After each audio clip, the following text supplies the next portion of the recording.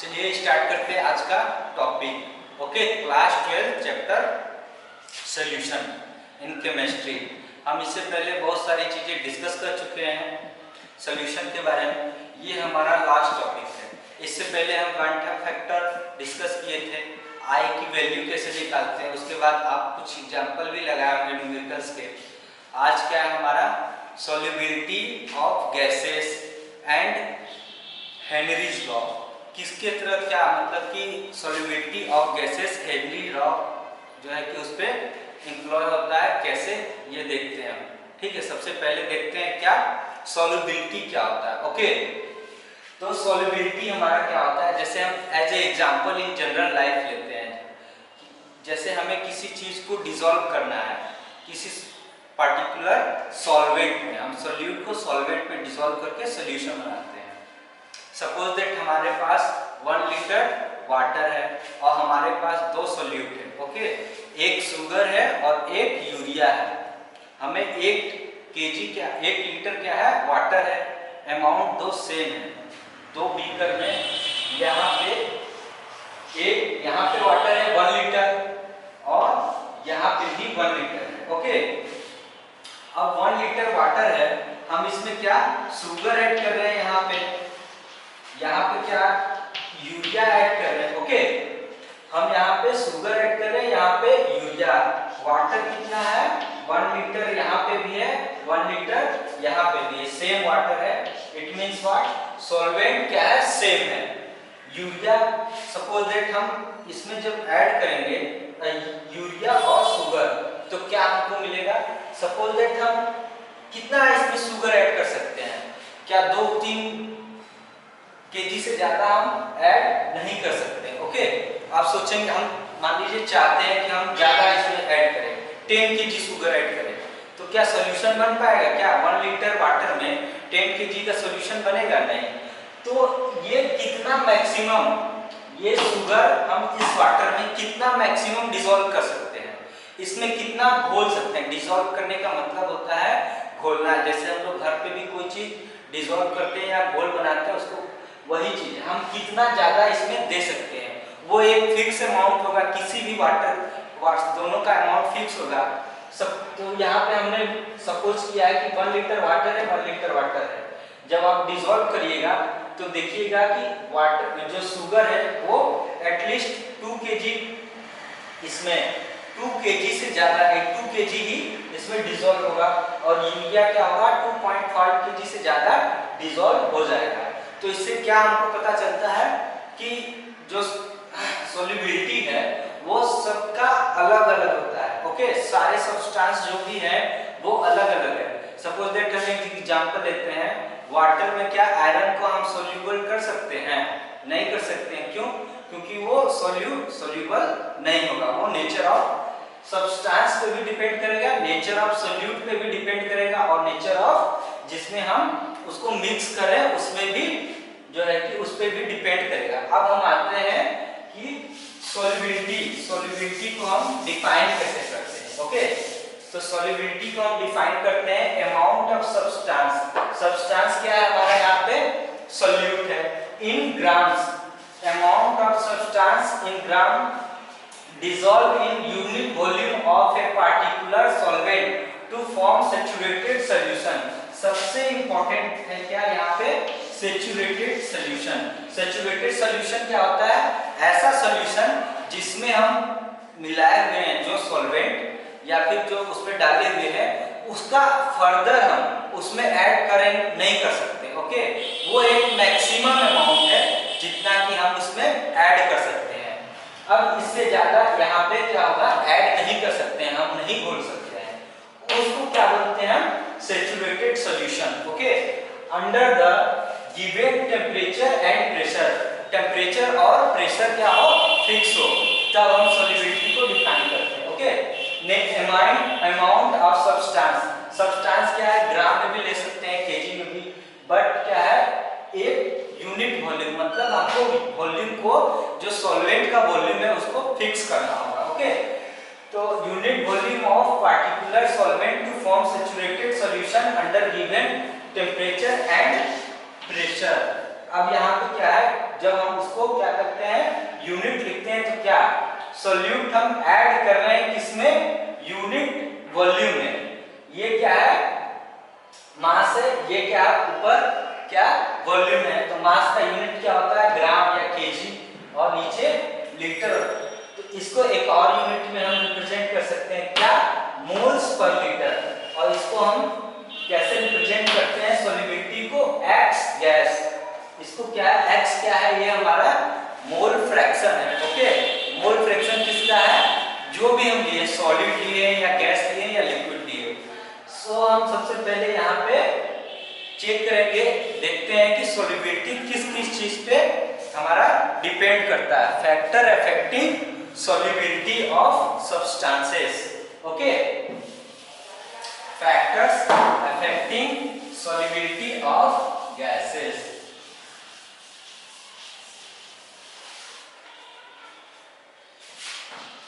Factors affecting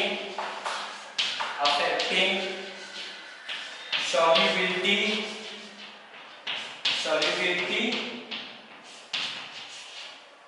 क्या क्या factors है जो हमारा सॉल्युबिलिटी को अफेक्ट करता है। तो पहला फैक्टर क्या है होगा हमारा, पहला फैक्टर होगा क्या है, नेचर ऑफ सॉल्यूट। सबसे पहले आते हैं नेचर ऑफ सॉल्यूट। इसमें क्या है, nature of solute, it means what, हमारे पास दो टाइप के सॉल्यूट होते हैं। कैसे कैसे, पोलर, नॉन पोलर। ओके, क्या होंगे, पोलर एंड एक और क्या होता है, नॉन पोलर। पोलर का एग्जांपल क्या होता है, ये आप पहले भी कहीं देखे होंगे, polar and non polar. Polar का एग्जांपल क्या होता है, H2O। नॉन पोलर का एग्जांपल क्या होता है, C6H6। इसको क्या बोलते हैं हम, बेंजीन। ओके, सपोज दैट ये पोलर है, यहाँ पे हमको क्या करना है, नॉन पोलर को हम डिसॉल्व नहीं कर सकते, हम घोल नहीं सकते हैं। पोलर में पोलर को ही घोल सकते हैं और नॉन पोलर में नॉन पोलर को। जैसे एग्जांपल लेते हैं पोलर का, NaCl हुआ। ओके, इसमें हमको ये क्या होगा, डिसॉल्व हो जाएगा। बट अगर हम चाहेंगे कि CCl4 क्लोरोफॉर्म ऐड कर दे, इसमें घुल जाए, तो वो क्या होगा, नहीं घुलेगा। क्यों, क्योंकि CCl4 नॉन पोलर है। पोलर में हमको सोल्यूबल करना है तो पोलर चाहिए, और नॉन पोलर में सोल्यूबल इसको जो है कि सोल्यूबल करना है तो नॉन पोलर चाहिए। नॉन पोलर का ये क्या बोलते हैं, इसको क्या बोलते हैं, यूनिवर्सल। ये क्या है, यूनिवर्सल पोलर, मतलब कि जितने भी पोलर सब्सटेंस है, ओके, वो सारे H2O में मिक्स हो जाएंगे, क्या हो जाएंगे, घुल जाएंगे। बट जितने भी नॉन पोलर है, यहाँ पे जैसा H2O वर्क करता है, जस्ट लाइक यहाँ पे हम बेंजीन को लेते हैं यूनिवर्सल के फॉर्म में। बेंजीन क्या करेगा, जितने भी नॉन पोलर कंपाउंड है उन सबको अपने में क्या करेगा, सोल्यूबल कर देगा। तो यहाँ पे NaCl, यहाँ का एग्जांपल क्या होगा, CCl4। इसका क्या नाम है, क्लोरोफॉर्म। ये क्या है, इनऑर्गेनिक कंपाउंड है। ये क्या है, ऑर्गेनिक कंपाउंड। जैसा आप सुने होंगे कि ऑर्गेनिक कंपाउंड, ये क्या है, बेंजीन भी ऑर्गेनिक है। तो ऑर्गेनिक कंपाउंड ऑर्गेनिक में ही क्या होगा, घुलेगा या डिसॉल्व होगा, सॉल्युबल होगा। यहाँ भी पोलर क्या होगा, पोलर में ही डिसॉल्व होगा। सबसे पहला फैक्टर आपको पता चल गया क्या है, सॉल्युबिलिटी ऑफ ये पोलर एंड नॉन पोलर क्या होगा, नेचर ऑफ सॉल्यूट पे सॉल्युबिलिटी हमारा डिपेंड करेगा। और सेकेंड क्या होगा, सेकेंड हमारा केस है, आपको पहले से भी जैसे हम और भी बता देते हैं। पोलर वाटर में आप क्या करिए, पेट्रोल को ऐड करिए, देखिए वो घुलता है, पेट्रोल वाटर में नहीं। क्यों, क्योंकि पेट्रोल क्या है, नॉन पोलर है, एंड वाटर क्या है, पोलर है, इस वजह से नहीं घुलता है। अब आते हैं सेकेंड क्या है, टेम्परेचर। ओके, टेम्परेचर, टेम्परेचर कैसे इफेक्ट करता है? टेम्परेचर क्या होगा, देखे होंगे आप कि जब भी हम जैसे कि एक ठंडा वाटर है, कूल वाटर है, उसमें क्या करेंगे हम, घर में, घर का ही एग्जांपल हम ज़्यादा बताते हैं। क्यों? क्योंकि आप उसको देखे भी होंगे कभी। जस्ट लाइक अगर हम वाटर है, ठीक है, नॉर्मल टेम्परेचर पे 20 to 25 डिग्री सेल्सियस पे, उसमें 1 लीटर वाटर में 1 kg चीनी ऐड करिए, देखिए वो कितना देर में घुल जाता है। ठीक है, उसका टाइम कैलकुलेट करिए। आप फिर क्या करिए कि वाटर को 100 डिग्री सेल्सियस पे रख दीजिए, उबाल दीजिए, बॉईल कर दीजिए। उसके बाद 1 लीटर वाटर में ही, बॉयल वाटर में ही 1 kg जो है कि शुगर ऐड करिए। क्या होगा, वो जिसमें टेम्परेचर होगा ज़्यादा वहाँ पे घुल जाएगा जल्दी। जैसे आप कहीं पे भी घर पे देखे होंगे, घोलने के लिए सबसे ज़्यादा टेम्परेचर दिया जाता है। चीनी का जब भी घोल बनाया जाता है तो उसको क्या टेम्परेचर दिया जाता है। तो इसमें 2 केस होता है, आपको पता है, एक होता है एंडोथर्मिक, एक होता है एक्सोथर्मिक। ओके, तो हम क्या देखे हैं, solute plus solvent, solute plus solvent क्या होता है, ये सॉल्यूशन। ओके, सॉल्यूशन हो गया। सोल्यूट में क्या होगा, 2 तरह का होता है, एक होता है क्या, एंडोथर्मिक,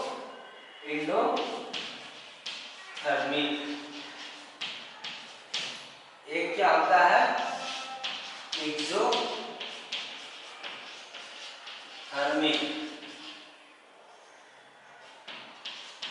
2 तरह के सोल्यूट होते हैं, एक एंडोथर्मिक, एक एक्सोथर्मिक। अगर एंडोथर्मिक और एक्सोथर्मिक, एंडोथर्मिक का मतलब क्या होता है, ऐसा सॉल्यूशन जो टेम्परेचर, जिसको हम टेम्परेचर देना हो, ठीक है, वो एनवायरनमेंट से टेम्परेचर ले। तो जब टेम्परेचर ले तो उसका जब हम घोल देखेंगे वो क्या होगा, ठंडा होगा। क्यों? क्योंकि वो बाहर से टेम्परेचर लेना चाहता है। तो अगर हम यहाँ पे टेम्परेचर बढ़ाएंगे तो क्या होगा, सपोज दैट एंडोथर्मिक में अगर टेम्परेचर बढ़ाएंगे तो हमारा क्या होगा, सॉल्युबिलिटी, टेम्परेचर बढ़ाएंगे तो सॉल्युबिलिटी जो है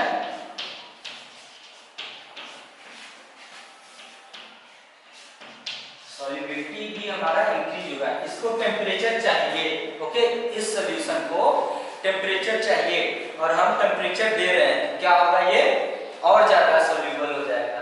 बट यहाँ पे क्या है, एक्सोथर्मिक, ये क्या कर रहा है, इसका सॉल्यूशन जो है कि आप जैसे ये देखे हैं Na2CO3, ये बेकिंग सोडा जिससे हम कपड़े साफ करते हैं, उसको जब हम पानी में ऐड करते हैं तो देखे होंगे कि वहां पे पानी क्या होता है, आप हाथ डालते हो थोड़ा सा गर्म टाइप का लगता है। या फिर जो चूना होता है CaO, उसको हम वाटर में जब ऐड करते हैं देखे होंगे बहुत ज्यादा क्या होता है, हीट बाहर आता है। तो हीट बाहर, वो तो खुद हीट दे रहा है, खुद स्पॉन्टेनियसली खुद ही हीट दे रहा है सोल्यूशन में।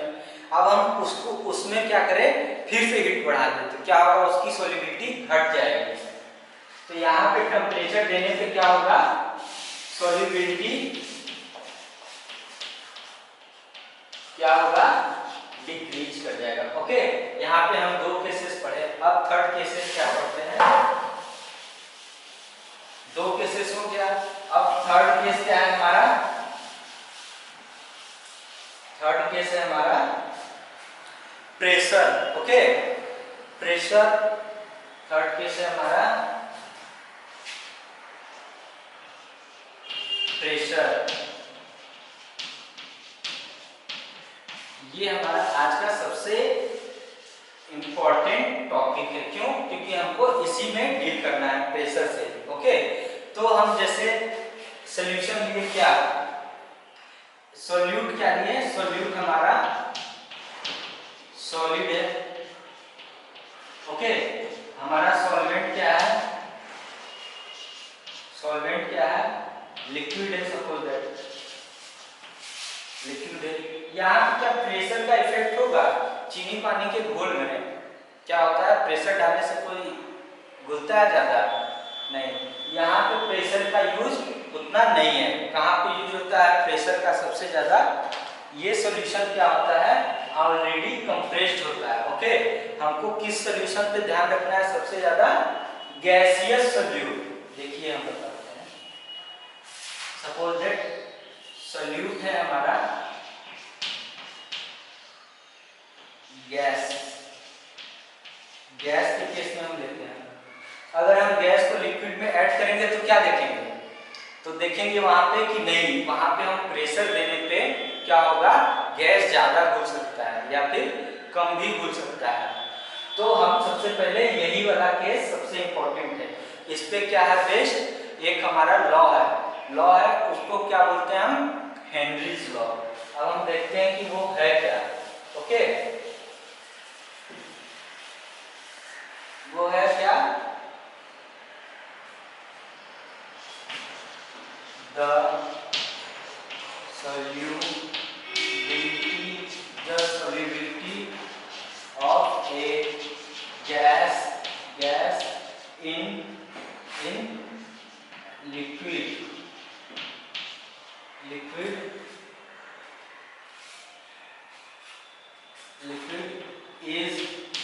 is directly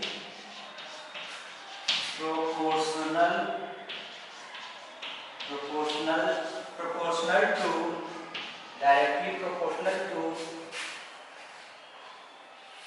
to the partial pressure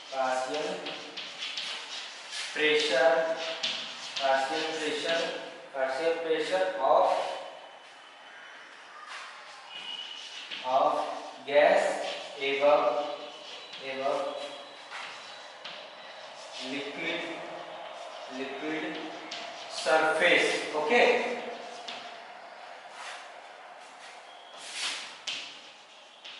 Henry, the solubility of a gas in liquid is directly proportional to the partial pressure of gas above liquid surface. Okay, तो हम यहाँ पे कैसे डील करेंगे, ये है क्या, तो पार्शियल प्रेशर को सपोज दैट हम P से डिनोट करते हैं, तो हम जो सॉल्युबिलिटी को क्या करेंगे यहाँ पे इस तरह से डिनोट करेंगे X से। ओके, ये क्या है, X क्या है, gas at liquid surface, it means what, इसको मोल फ्रैक्शन। ओके, यहाँ पे हम जो सॉल्युबिलिटी को किस में लेते हैं, मोल फ्रैक्शन में, mole fraction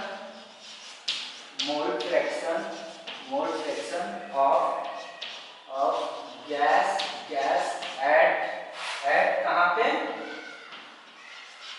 liquid surface. Okay, ये क्या होता है, पार्शियल प्रेशर जो P है हमारा X सरफेस के प्रोपोर्शनल होता है। अब इसका मतलब समझिए क्या होता है, ठीक है,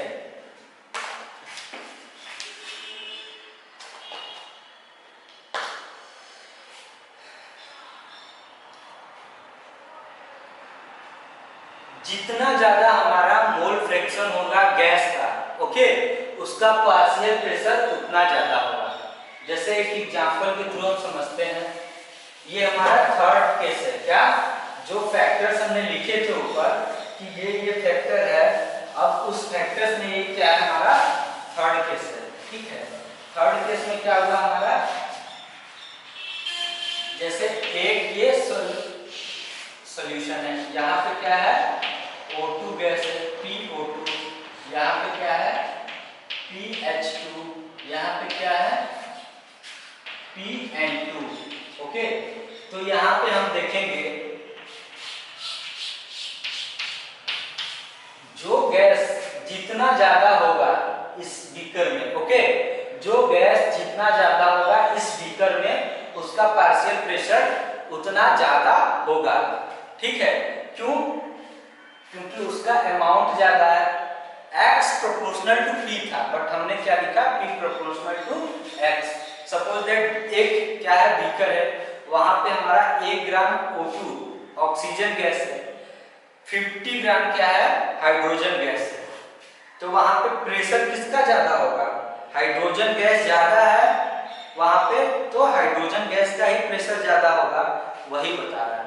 कि जितना ज्यादा मोल फ्रैक्शन होगा गैस का, अमाउंट जितना ज्यादा होगा उतना ही क्या होगा, हमारा पार्शियल प्रेशर भी ज्यादा होगा। अब देखते हैं यहाँ पे कि P proportional to X gas in liquid. Okay, अब इसको P को हटाएंगे तो ये क्या आएगा, K आएगा, X gas in liquid. Okay,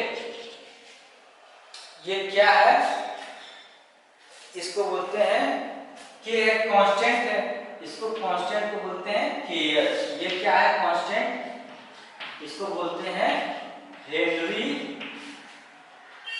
constant. Okay, क्या है ये, हेनरी कांस्टेंट, ये हमारा हेनरी लॉ। ओके, KH का क्या होता है वैल्यू, वो आपको दिया होता है, ठीक है, या फिर बोल सकता है कैलकुलेट करने के लिए। ये पर्टिकुलर वैल्यू होता है सारे गैस के लिए।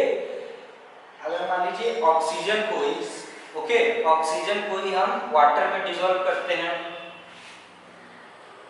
या फिर ऑक्सीजन को ही हम जब किसमें डिसॉल्व करेंगे, ऑक्सीजन को हम जब अल्कोहल में डिसॉल्व करेंगे, दोनों कंडीशन सेम रखिए, अमाउंट भी सेम रखिए, बट वो क्या होगा, दोनों लिक्विड पे डिपेंड करेगा, किसमें कितना वो घुलेगा, वो तो लिक्विड के नेचर पे डिपेंड करेगा। जस्ट लाइक ये क्या है, अब KH का क्या होता है यूनिट। ओके, हेनरी कांस्टेंट का यूनिट क्या होता है, X की यूनिट नहीं होती है, यूनिट प्लेस होता है। तो जो पार्शियल प्रेशर का क्या होगा, यूनिट होगा, जो P का पार्शियल प्रेशर का यूनिट होगा, वही KH का यूनिट होगा। KH यूनिट क्या होगा, पास्कल होगा। ओके, पास्कल होगा, mm Hg होगा, ATM होगा, एटमॉस्फेरिक प्रेशर, जस्ट लाइक इसी तरह होगा। अब आते हैं हम, यहाँ तो हो गया सॉल्युबिलिटी, हेनरी लॉ, फॉर्मूला भी हो गया। अब हम आते हैं ग्राफ पे। ओके, पार्शियल प्रेशर, ये क्या है, पार्शियल प्रेशर, पार्शियल प्रेशर का क्या है, ये ग्राफ है। अब हम क्या करते हैं, यहाँ पे देते हैं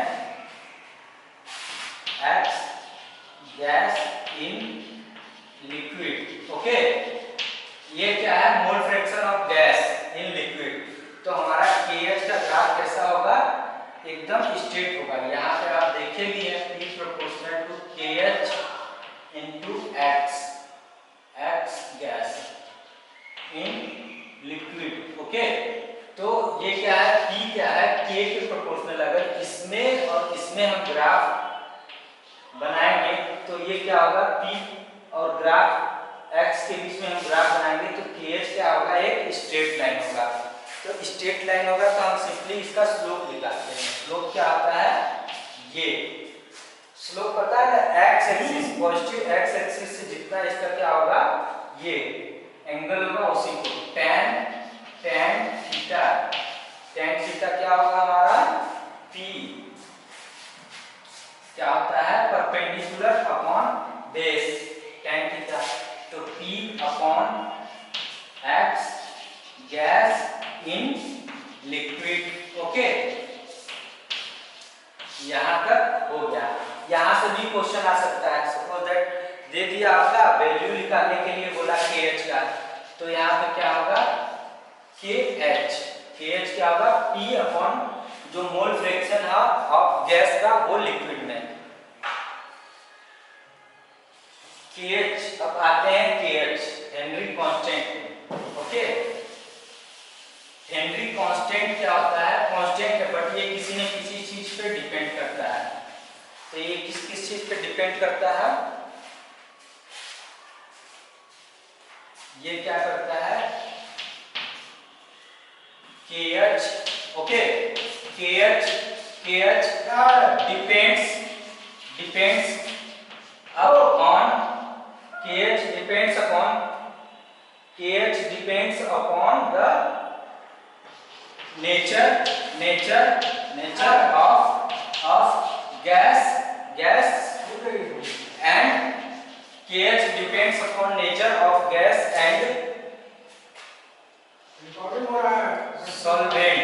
Okay, KH depends upon nature of gas and solvent. KH depends upon nature and of gas and solvent. अब हम तीन चार गैसेस का नेचर क्या लिखते हैं, कांस्टेंट लिखते हैं, KH कांस्टेंट। तो उसके बाद हम थोड़ा सा एक कॉन्सेप्ट है उसको समझाएंगे सॉल्युबिलिटी का। तो यहाँ पे क्या है, ऐसे कर लेते हैं, ये क्या है, KH की वैल्यू है, ये गैस है, ओके। हीलियम का क्या होगा, H2 का क्या होगा और O2 का 140 होता है, 75 है, 35 है।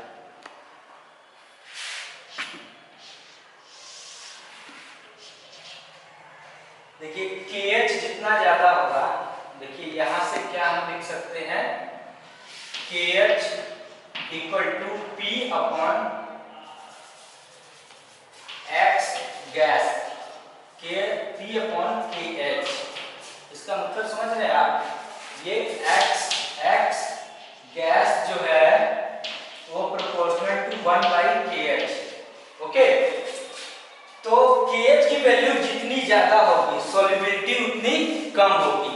यहां से हमको देखिए KH की वैल्यू ज्यादा है तो हेनरी का KH वैल्यू ज्यादा है, ऑक्सीजन का KH वैल्यू कम है।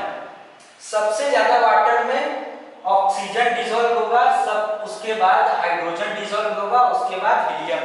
आप भी जैसा जानते हैं कि हमको वाटर में क्या लेते हैं, डीबी, तो ऑक्सीजन का ही हम देखते हैं कि कितना ज्यादा ऑक्सीजन वाटर में डिसॉल्व है। तो यहाँ पे क्या होगा, पहले के लिए हम लिखेंगे ये इनसॉल्युबल होगा, लगभग क्या होगा, ये जस्ट लाइक इनसॉल्युबल होगा। और सेकेंड क्या होगा, हीलियम H2 गैस सॉल्युबल होगा, बस भूल जाएगा। और थर्ड क्या होगा, ऑक्सीजन क्या होगा हमारा,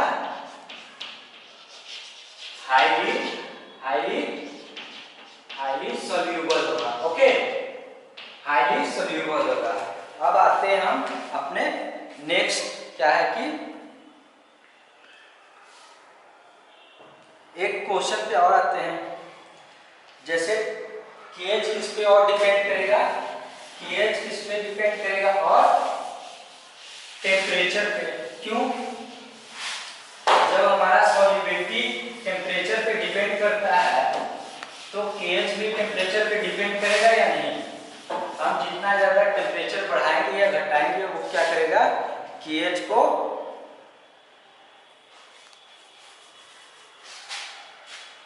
टेम्परेचर बढ़ाएंगे तो क्या होगा, KH की वैल्यू क्या होगी, ये बढ़ेगी, तो सॉल्युबिलिटी क्या होगा हमारा, ये कम होगा, ओके। यहाँ पे ये पॉइंट याद रखने लायक है। अब आते हैं, हमारा मेन फॉर्मूला क्या है, P equal to KH into X gas in liquid, X क्या है, मोल फ्रैक्शन, ओके। अब हम एक क्वेश्चन लिखते हैं इसके ऊपर, ये जितना भी थ्योरेटिकल कॉन्सेप्ट था वो हो चुका है, ओके, थ्योरेटिकल कॉन्सेप्ट हो चुका है। अब हमारा क्या है, एक न्यूमेरिकल कर लेते हैं, ठीक है। न्यूमेरिकल करने के बाद क्या होगा, आपको पता लग जाएगा कि कैसे क्वेश्चन आते हैं। पहले हम क्वेश्चन लिखेंगे, ओके। क्वेश्चन लिखने के बाद हम देखेंगे कि क्या क्या डाटा दिया हुआ है, फिर उसके हिसाब से उसको क्या करेंगे, सॉल्व करेंगे।